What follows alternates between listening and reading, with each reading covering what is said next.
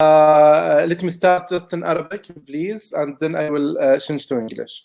بسم الله الرحمن الرحيم. السلام عليكم ورحمة الله وبركاته. أرحب فيكم جميعا اليوم باسم مجموعة السعوديات في الأمن السبراني.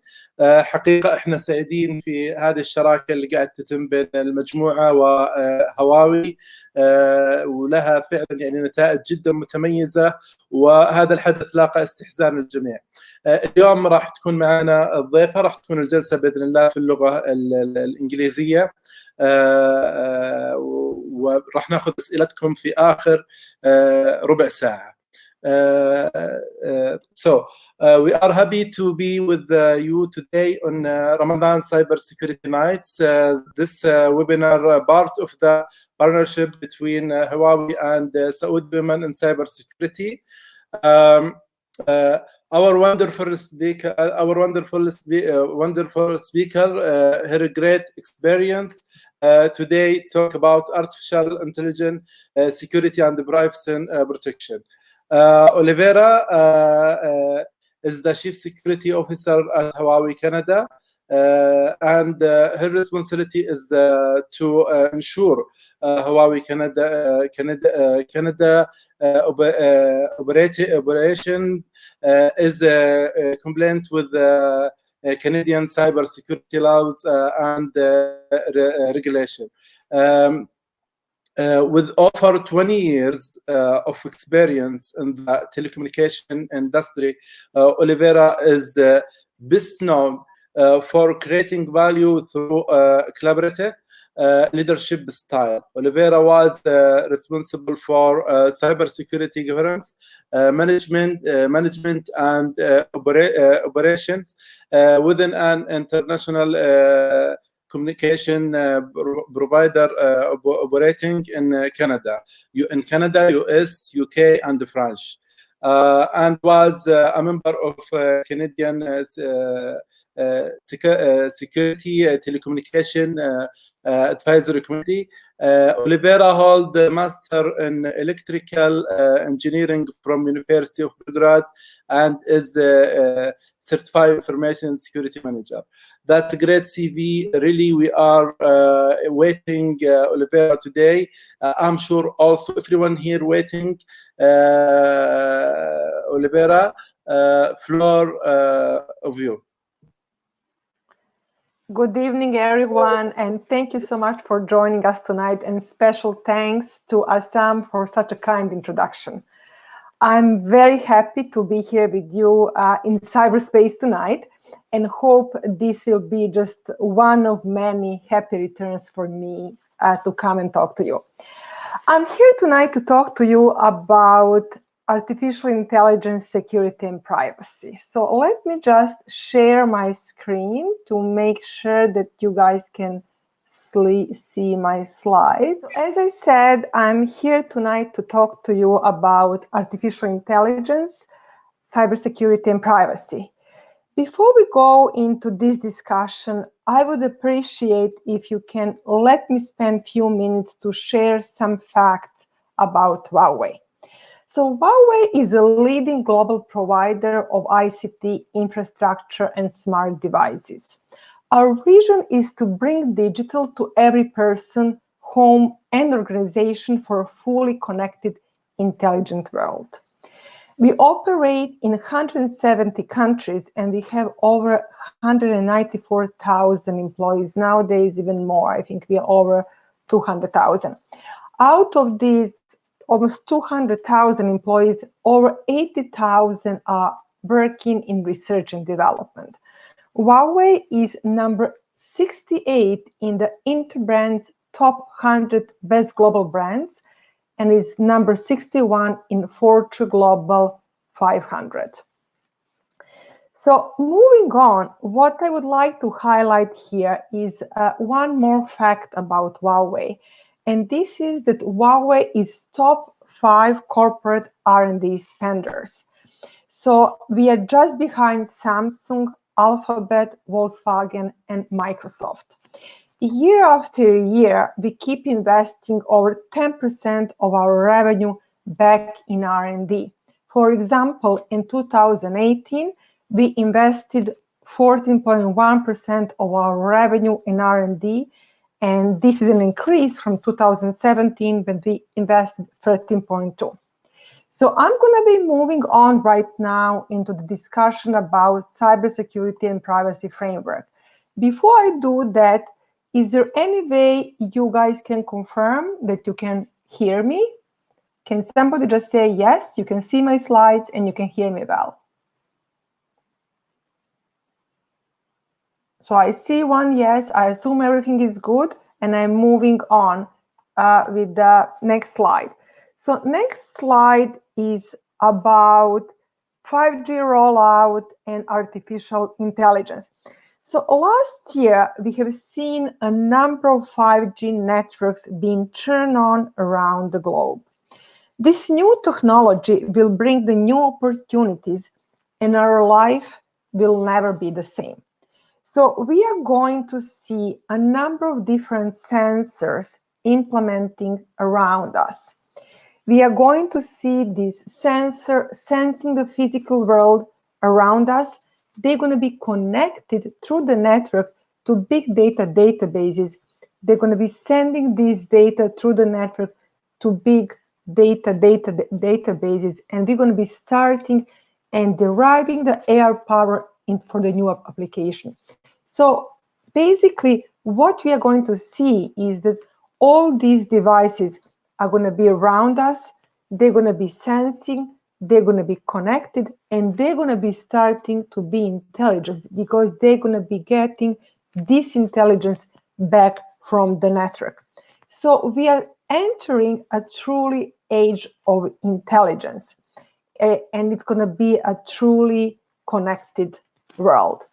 So moving on, what I would like to talk to you is how do we protect security and privacy of user data in this new world?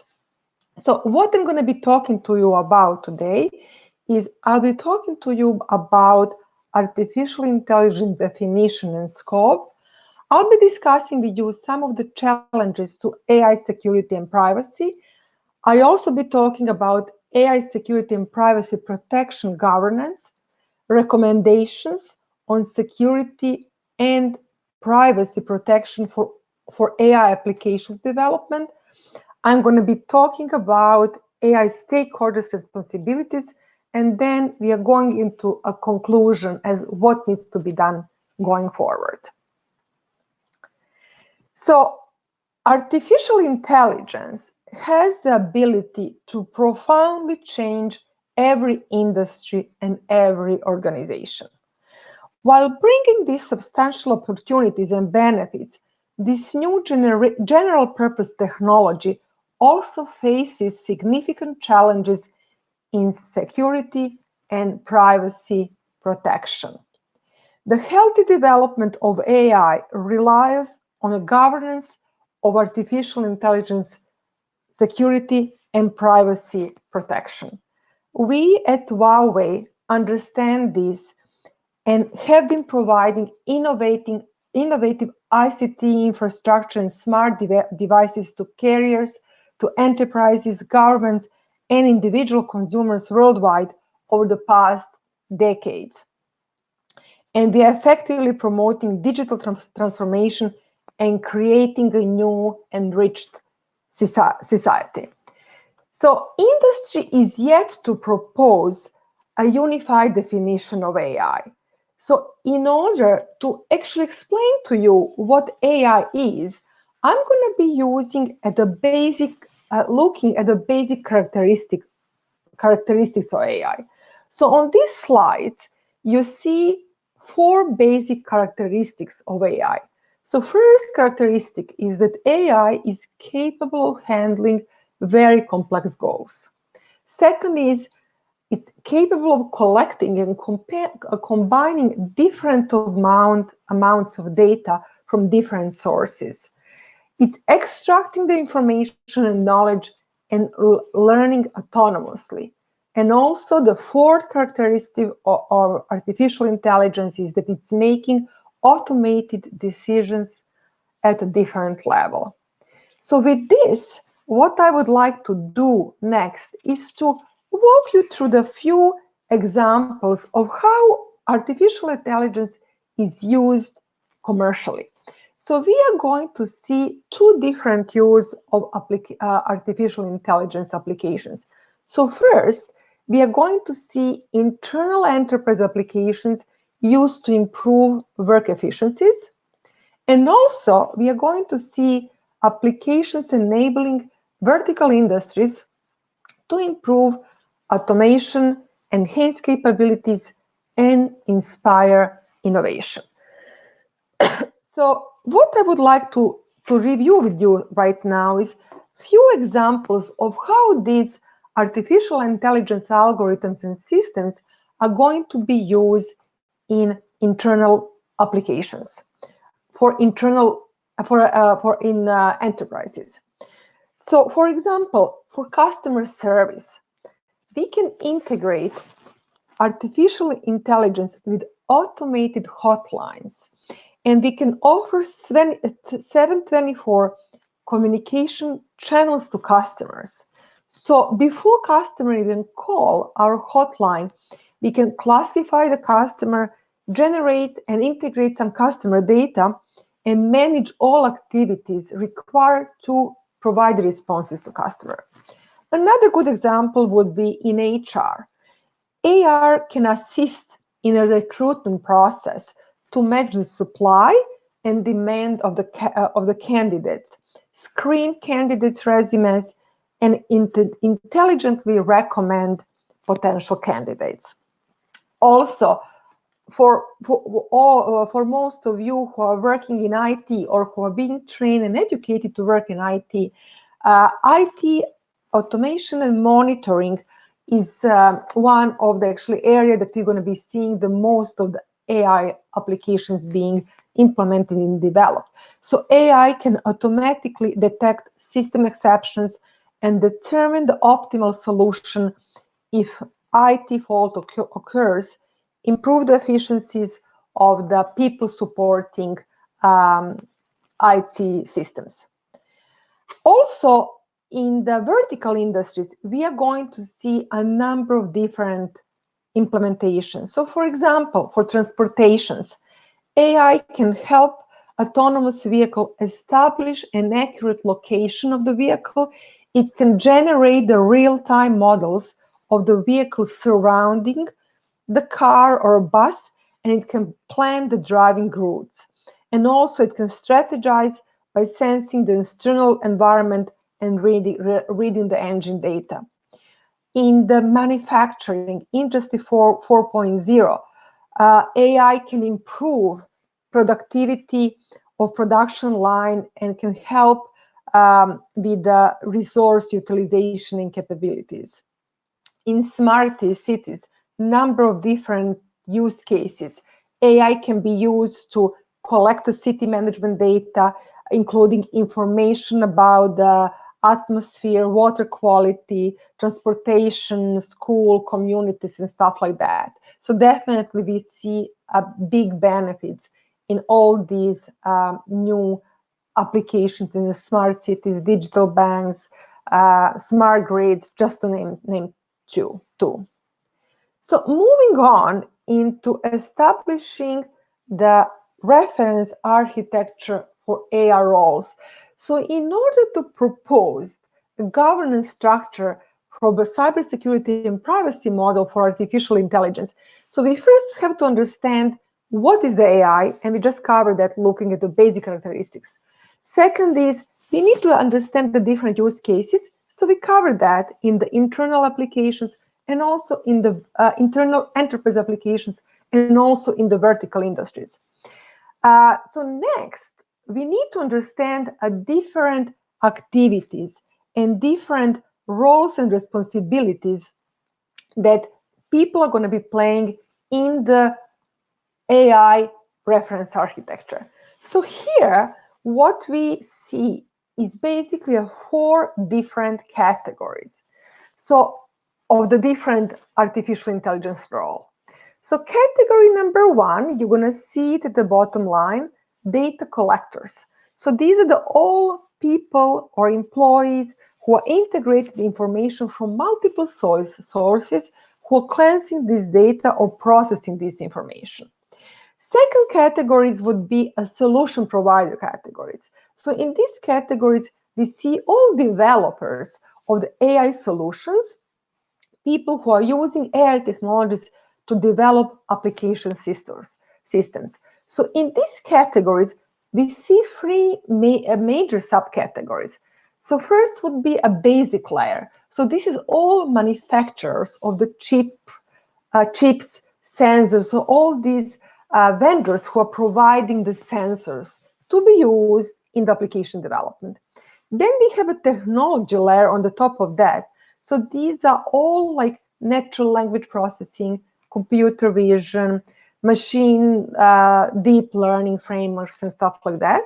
And the very last category of solution providers is application layer. And in this application layer, we see the people developing artificial intelligence applications, developing products, online services, mobile application. So third category of AI roles would be deployers. So these are all people who are actually, or companies who are deploying these AI solutions. So this can be a backroom operations, people who are deploying and supporting these applications at backroom or in the front of the house services. And a very large and a very important category is consumers and customers. So these are all individuals or organizations that use or purchase AI products and services. So they play also a very critical role in providing, in actually ensuring cybersecurity and privacy. So moving on, now that we understand basic characteristics of AI, we understand use cases, and now we understand the different roles that people play in the AI new framework. I'm going to move on to talk to you about some of the challenges that we see in implementation of artificial intelligence applications. So first would be technical reliability. So I'll be talking to you about that, and I'll give you a few examples of the technical reliability applications or challenges, sorry. A second challenge would be societal applications, and what is the impact to the society and all of us when we start seeing these artificial applications being deployed. And the very third category of challenges is the legal requirements and our responsibility. So moving on to technical reliability, for all of you who are actually in the technology, whether you are in IT or in the network development, you understand that technology has to be reliable. We have to rely on technology to be there when we need it. So the challenges with the AI implementations are that these deep neural networks that we're going to be using for artificial intelligence, they're not very robust. So they lack robustness, and they therefore may be susceptible to evasions attacks. Second challenge is that these complex systems, such as DNN, are not very transparent, and it's not very easy to explain the logic that is being used in this artificial intelligence system.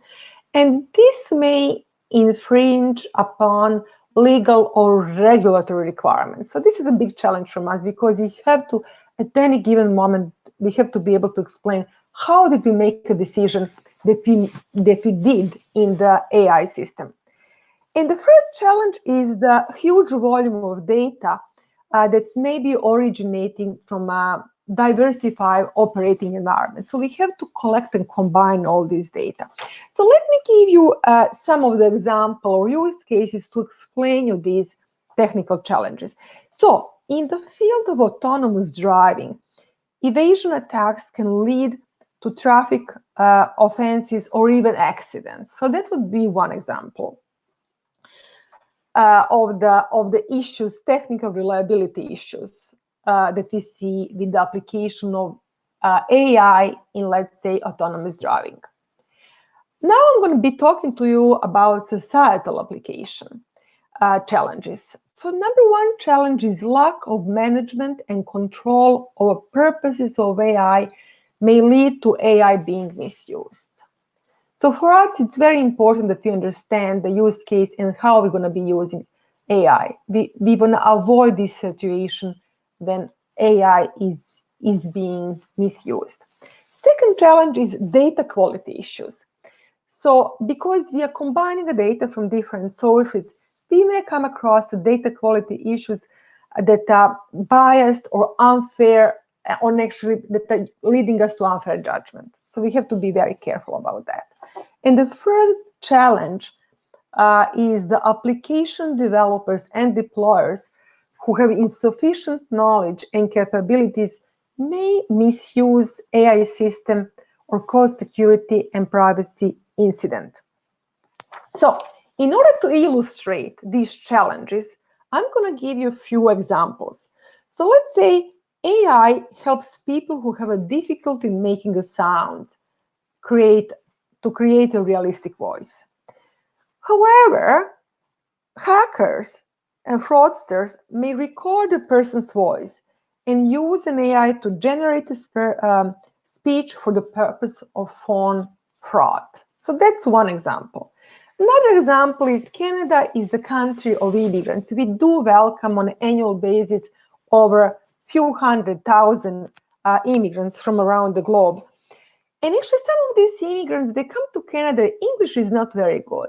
So when they go for the interview to the local banks to get like a bank card, because the poor English is not good enough, their English is not good enough, their credit scores that are determined by collecting and understanding their network behavior may come poor because of the poor English skills. So this is another use case that basically, if you just rely on artificial intelligence, you're not going to be making a good decision.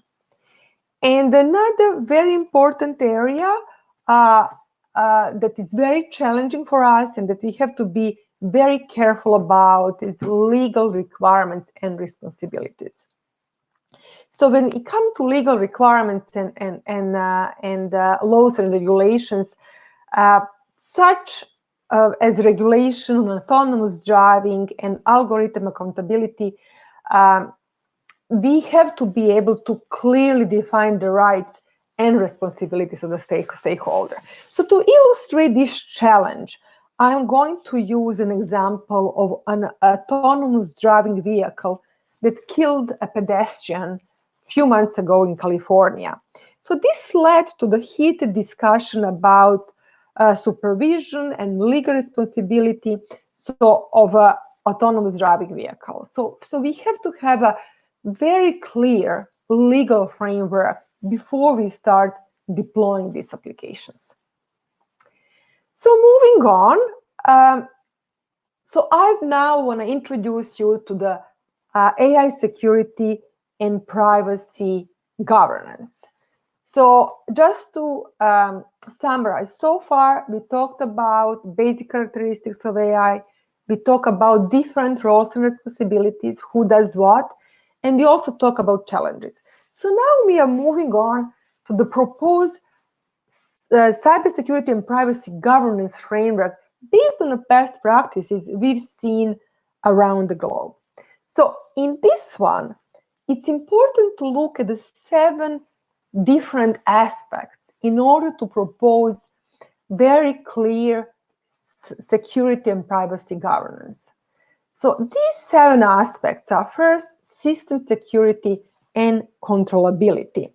So system needs to meet the security requirements of being very robust, being stable, and also being able to provide security attestation. So from the system security and controllability, these are very important aspects. Second one is transparency and traceability. So logic such as prediction, judgment, automated actions generated by the system must be explained and transparent. In an AI world, it's very important that we can go back and be transparent about how our decisions are made. Privacy protection. Personal information and data are protected and managed in compliance with the GDPR or other applicable laws. Data and information are shared, and AI development is accelerated by privacy ensured. So that's another third very important aspect of cybersecurity and privacy governance. Fairness. Fairness is very critical in the societal application of AI deployment. Unfairness is inherent in society and is caused by procedures. To mitigate unfairness inherent in society, ensure fair distribution of benefit and costs, and to avoid bias, discrimination, insults. We need to mitigate unfairness caused by procedure, challenge decision made by AI, and seek effective remedies. So this is again very important area of the societal application of the AI. Data management.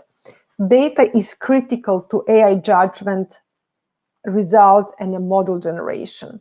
We need to ensure integrity, accuracy, availability, and confidentiality of the data that we capture and collect and integrate into the AI system. Competence. This is a new area. We are marching very fast into deployment and development of AI. We have to make sure that people we are deploying are competent when they're developing it and also when they're deploying it. We need to make sure they have cybersecurity and privacy training and they understand clearly what they are doing. And also deployment objective assurance.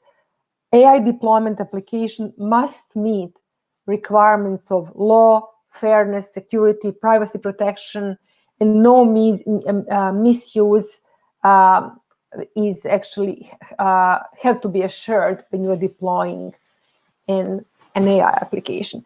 So all stakeholders need to work together to achieve these objectives.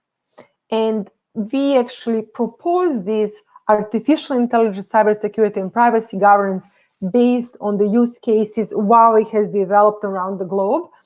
And so these are the best practices. And we'll continue to be working with standard bodies, with different vendors from the supply chain, with governments, and we'll make sure that wherever we implement these solutions or where people are implementing these solutions, we comply with the local laws and regulations.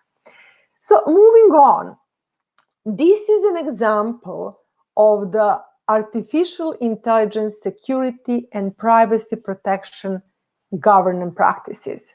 So for us, what we see here, we see 5 different government practices that are very important. So I'm sure some of you who are already working for the corporations are familiar with that. You're probably familiar with the NIST cybersecurity framework. So this is very similar to that. So what we are saying here, for these 5 categories, you have to make sure that in your corporation, you have clearly defined policies. So first group of policies is security and privacy protection policies. So in this category, we have to have clearly defined security policies. We have to have general cybersecurity policies that clearly specify how do you deploy artificial intelligence within the corporation, protecting cybersecurity of the user's data.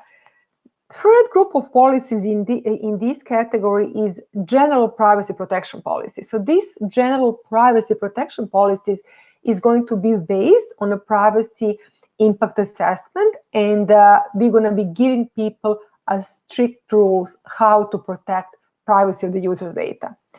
Third, and the last group of policies here is a data sharing and controlling policy. Very important.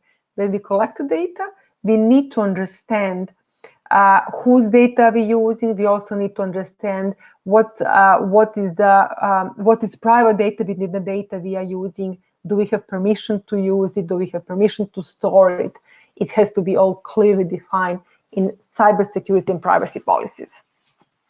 Second group of policies is organization and personnel policies.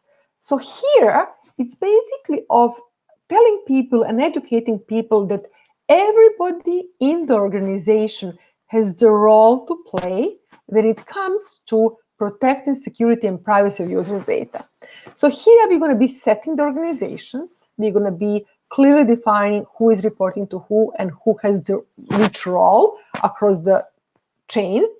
We are going to, for the application developers, we're going to be looking at the certification related to the full stack solution. So this is applicable for the organization that are developing these solutions. And also very important, awareness and capabilities. So we have responsibility to provide security awareness and privacy training to our people. So for example, everybody at Huawei is trained once a year for the cybersecurity and also for the privacy. So when GDPR was introduced on May 25th, 2018, every single employee of Huawei had to pass GDPR. So this is General Data Protection Regulation that is used in EU. We clearly have to understand what is our role and what is our responsibilities. So we take this very seriously, and all other organizations should be taking this very seriously.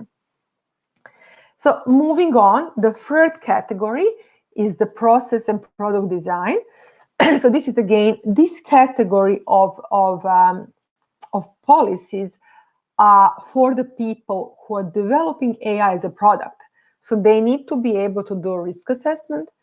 And based on the risk assessment, they need to be able to do requirements gathering and build them into procedures and for the product development and design specification. So basically, we make sure that security and privacy requirements are built throughout our process and product design lifecycle, and I'll be talking more about that. Fourth group of governance practices has to do with technology. So this has to do with application security enablement, trustworthy framework, trustworthy operations, and trustworthy chips. So this is all for the technology provider, for the vendors who are building these sensors and these chips. And the very last one, and the very important one, is verification. So we have to be able to certify our products, both from the cybersecurity and privacy perspective. We have to certify data sharing and protection measures. We have to certify and verify our awareness and capabilities of full stack solution users, and explain and trace the full stack solution. So overall, in summary, this is proposed cybersecurity and privacy protection governance practice. So this is just a high-level frameworks. When people start developing this governance model, these are the groups and family of policies they need to implement in the organization, depending on what is their role, what is the objective of the organization.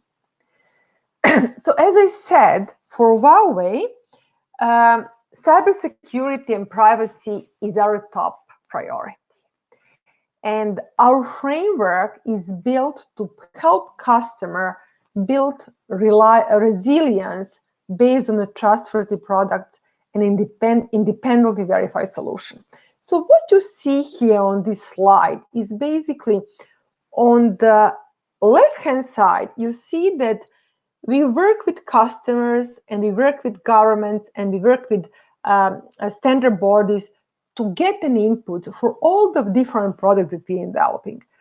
Also, on the right-hand side, you see the outputs, the outputs. So the solutions we are building across different domain and product portfolios, we take into account requirements from standard bodies, from customers, from governments around the globe, and basically we build this into the product design, and at the end, we are able to produce the results and also to prove that our products are compliant with the requirements given to us by the government, our customers, and the standard bodies. So we take a holistic top to bottom and bottom to top approach, and all our product development is based on the well-known global standards like NIST, cybersecurity framework, like IPDR. So this is integrated product development, and we are partnering and collaborating with different external stakeholders to make sure we deliver products up to our customers' expectations. So what I would like to do right now is just spend a minute or two with you explaining you how do we do that. So as I said, when we talked about cybersecurity framework, I talked about security and privacy awareness and the role that everybody has to play in the organization when it comes to implementing requirements in the product development. So on this very complex diagram, what you see is the end-to-end process that we go through when we develop the products. So on the left-hand side, you see our communication with the customers. So you see the input we are getting from the customers.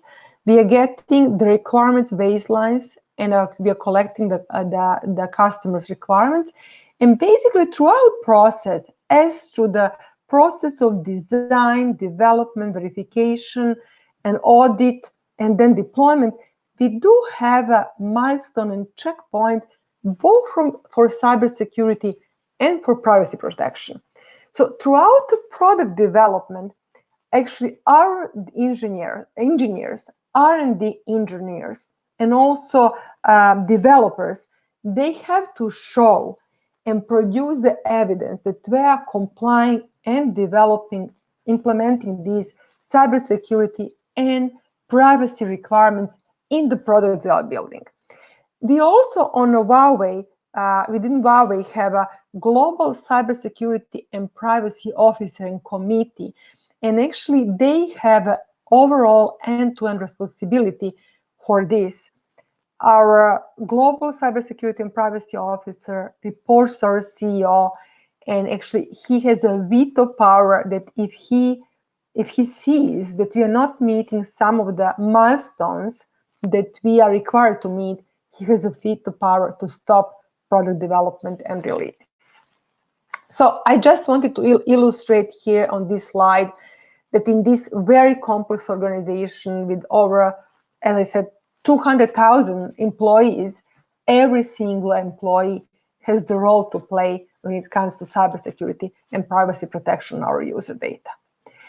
Here on this slide, I'm just explaining a little bit in more details our integrated product development process. So basically, we go through the different phases. We go from the concept design to planning, to development, to quality and launch, and then maintaining the life cycle. And each of these product development process has a cybersecurity and privacy milestone. So once we go to this product development process, then we invite independent bodies and independent labs to come and test and certify our products. So basically, we have independent penetration testers, we have independent compliance tests, we also have cybersecurity labs, transparency labs around the globe. I'll talk about that more on the next slide. And there we test and certify our product, and we also invite people to come and do that.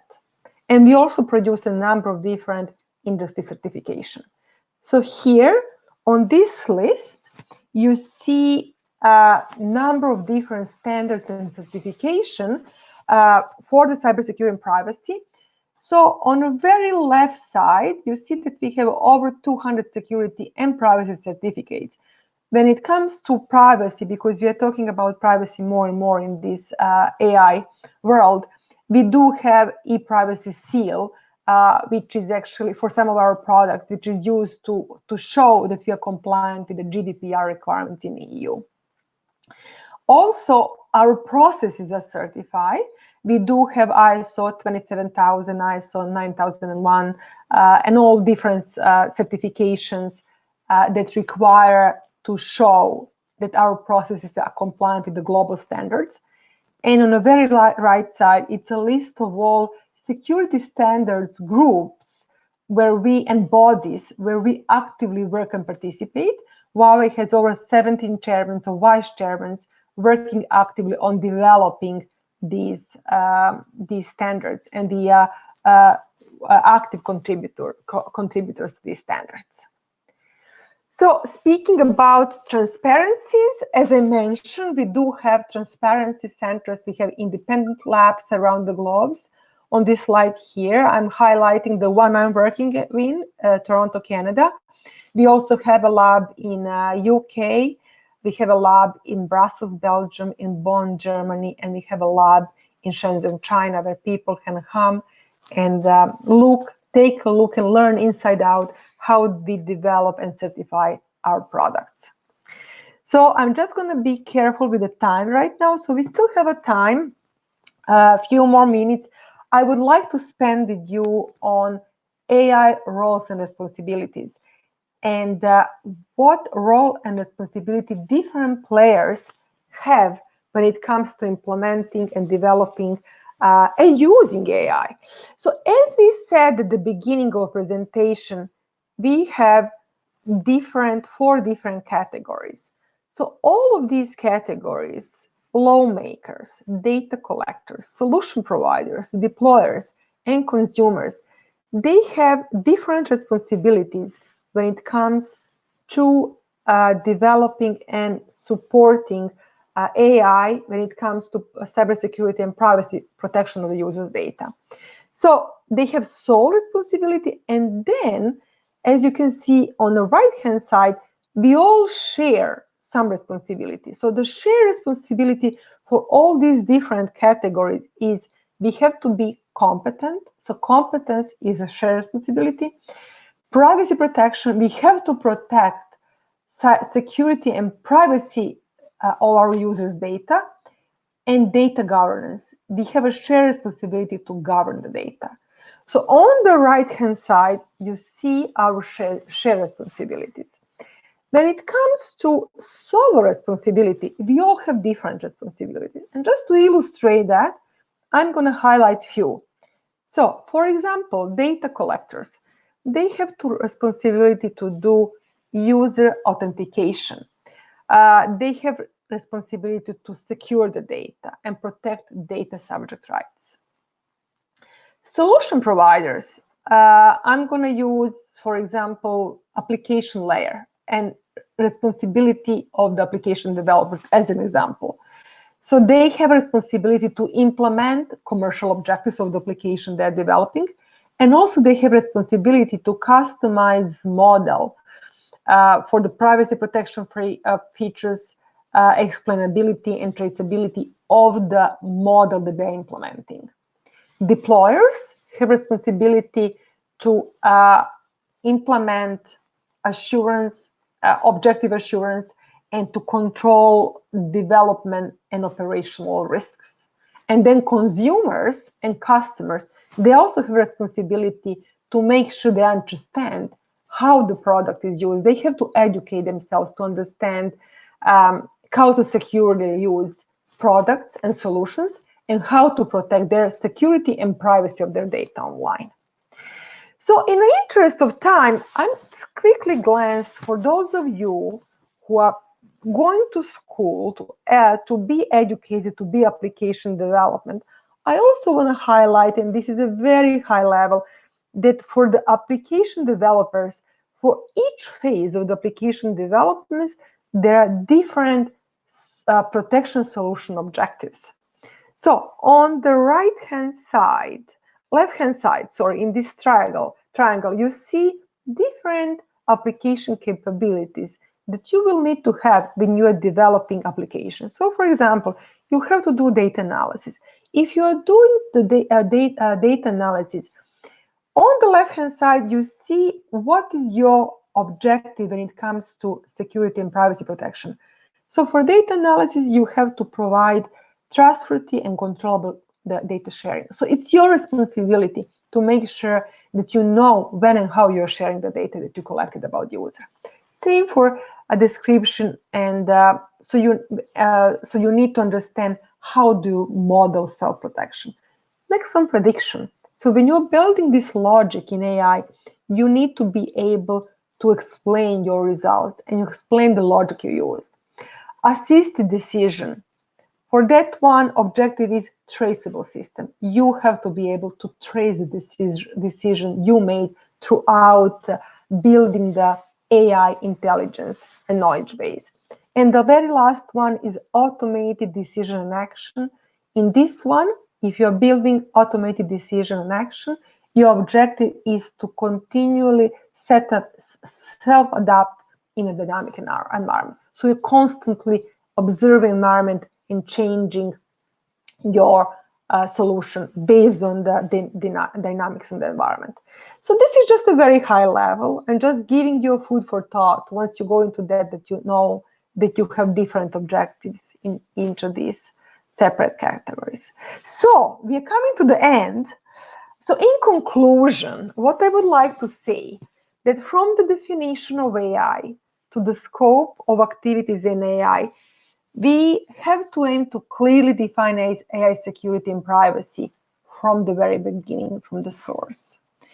So in that, no single company has a sufficient resources to tackle this increasingly complex security and privacy risk and threat in artificial intelligence.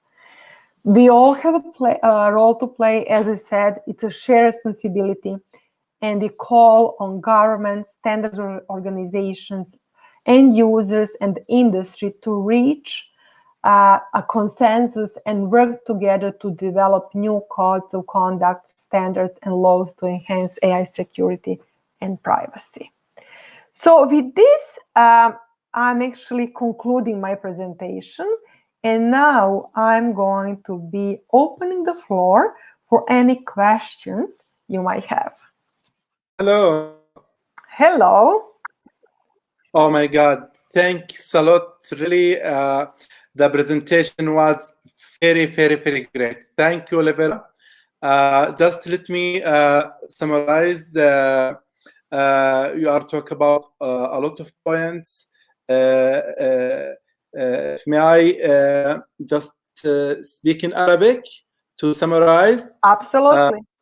يا أوليفيرا تكلمت معنا في هذا العرض الرائع من هواوي اليوم، تكلمت معنا في عدد كبير من النقاط يعني، وكان الحديث جدا جدا رائع ومتميز. بدأت في تعريف اللي هو الذكاء الاصطناعي والنطاق الخاص في الذكاء الاصطناعي، بعدين توجهت إلى التحديات اللي تواجه الذكاء الاصطناعي والتحديات اللي تواجه الأمن في الذكاء الاصطناعي وحماية الخصوصية.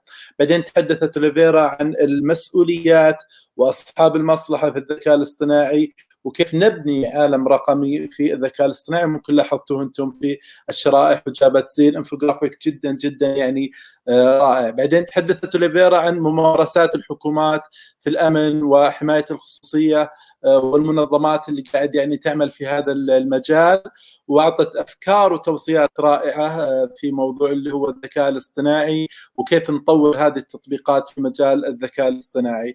أوليفيرا برضو تكلمت عن المسؤوليات أصحاب المصلحة في الذكاء الاصطناعي والعلاقات بين أهداف اللي هو الحكومة والأدوار. ووصلت في الأخير تحدثت أوليفيرا عن استنتاج في الذكاء الاصطناعي إلى تحديد اللي هو الأمن والخصوصية، ودعت الحكومات والمنظمات إلى يعني وجود مستخدمين وصناعة واحدة في هذا الموضوع.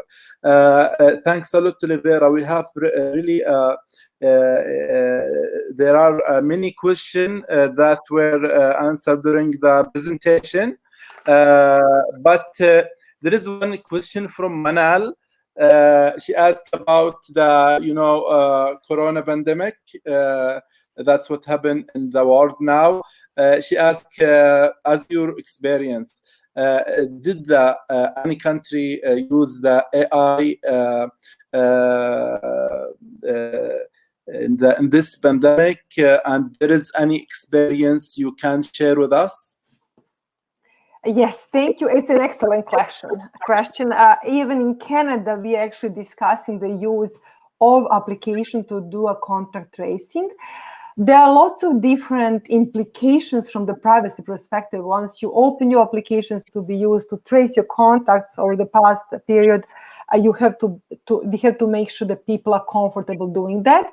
So we actually see different implementations in different provinces. We are in a very early stage in Canada of deploying this application.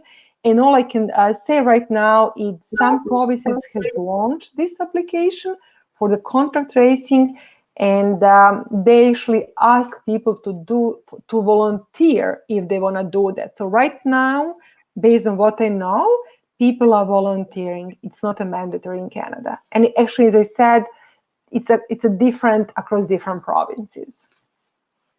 Oh, great.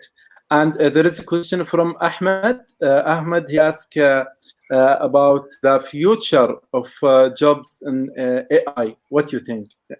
Definitely our work and life will never be the same.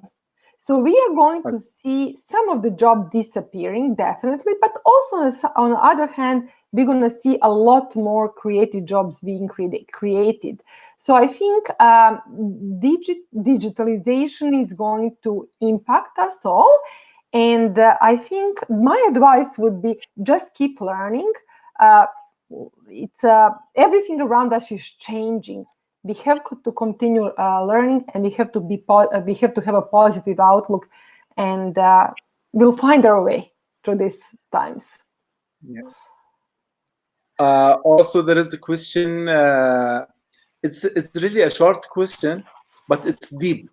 You know, he asked. I think the name is Nada. With AI, how we expect the future in 2050? Oh, it's gonna be very different. So as I said, when I started talking about AI, as I said at the beginning, we are entering a truly an intelligent era. So it's gonna be an age of intelligence. We're gonna see a number of devices around us. They're gonna be sensing environment. They're gonna be connected. They're gonna start being intelligent. So the future is gonna be different, but it's going to be bright. I'm very positive. It's going to be different, but it's going to be for better. I think it's big difference. It's going to be very different. Keep learning. Don't fall behind. Also, there is a question. Is there international cooperation in the AI and cybersecurity? Yeah, we are calling for that. There are a number of different standard bodies when it comes to cybersecurity that Huawei is participating with. 3GPP is the most known one for the 5G security. So that there is the short answer is yes. And also when it comes to privacy, I'm sure people know about GDPR. So this is a global data protection regulation in EU. So this is one of the strict privacy protection regulations around the globe. And there is a global cooperation on that one, especially for the companies like Huawei that operate in over 170 countries. We are sharing the knowledge and we are connecting people to this work. Oh, great. Okay, last question from me. How is the weather now in Toronto? Oh, it's beautiful. It's sunny. It's not as nice as in Saudi, but actually it's becoming beautiful. There is no snow anymore. It's a good day. In May, I know it's good. Maybe now it's 7 or 8 degrees. So let me tell you. Let me check my phone right now. I'll tell you exactly. So it's 7 degrees. But yes, that's it. but it's And sunny. this is good for Canadian people, but in Saudi Arabia, really, it's cold. I know. I Okay. know. Really, Olivera, it's a great time today to meet with you, and that's a great webinar.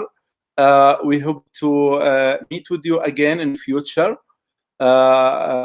I don't know how can I thank you for your time. Thank you. No, I really appreciate your opportunity, and I really hope this is the very first one of the speeches we're going to have together and discussions. Oh, really? Yeah, I hope this is going to be the first one. We'll have many more. Yeah, that's great. Thank you so much, Olivera. Thank you. Thank you. All the best. Thank you. شكرا لفيرا، وشكرا لهواوي لهذا التعاون. الحين انتقل الى المنظمين. اتوقع في عندهم فقره تخص اللي هو جائزه مقدمه من شركه هواوي، فخلونا نشوف اذا المنظمين يقوموا بعمليه اتوقع السحب الان. برضو اثناء السحب انا اذكركم انه بعد 3 ايام باقي عندنا محاضره. يعني المحاضره هذه راح تكون يعني يعلن عنها في حساب سعوديات في الامن السبراني، وراح تكون اخر محاضره في سلسله ليالي رمضانيه سبرانيه. شكرا للمجموعة السعوديات في الأمن السبراني، شكرا لفريق العمل، شكرا لدعوتي لإدارة هذا الحوار وتقديم أوليفيرا ومناقشتها حول الذكاء الاصطناعي. الآن نترك المجال لعملية السحب.